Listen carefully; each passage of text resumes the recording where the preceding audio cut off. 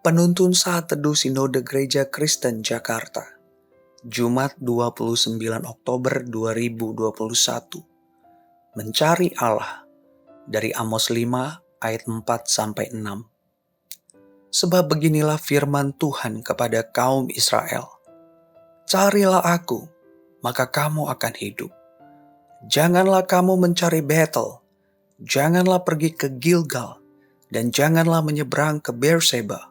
Sebab Gilgal pasti masuk ke dalam pembuangan dan Betel akan lenyap.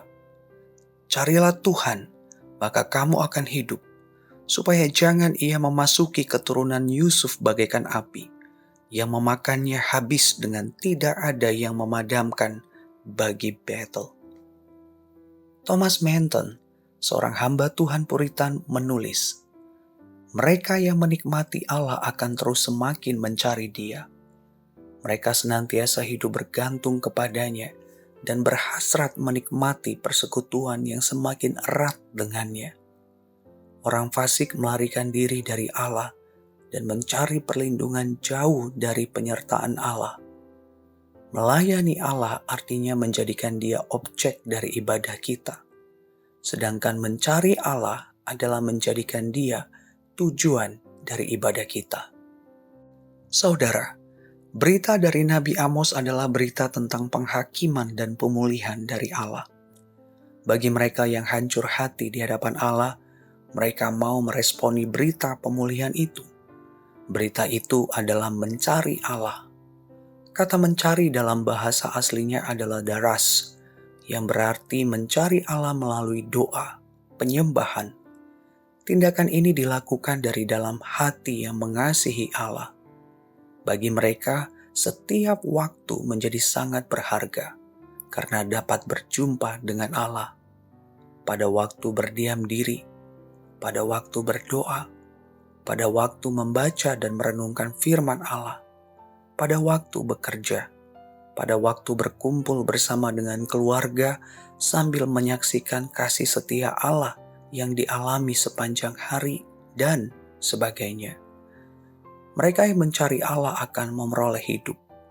Kata hidup dalam bahasa aslinya adalah kayah, yang berarti tetap hidup, selamat, jiwa yang hidup.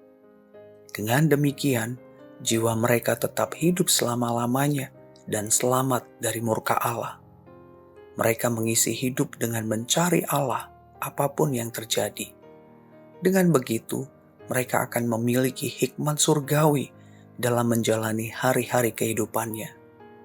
Sementara itu mereka yang bebal di hadapan Allah tetap menolak berita pemulihan itu.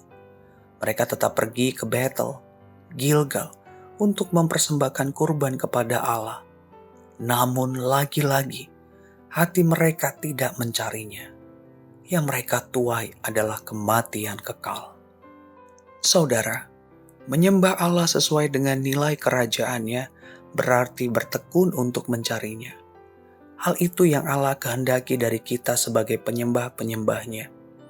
Penebusan Kristus memberikan kita pemulihan hati. Kita menjadi pribadi yang hancur hati di hadapan Allah. Berita pemulihan darinya kita responi dengan pertobatan dan perubahan hidup hari demi hari. Kita menjadikan Allah dan kebenaran firman-Nya sebagai yang terutama.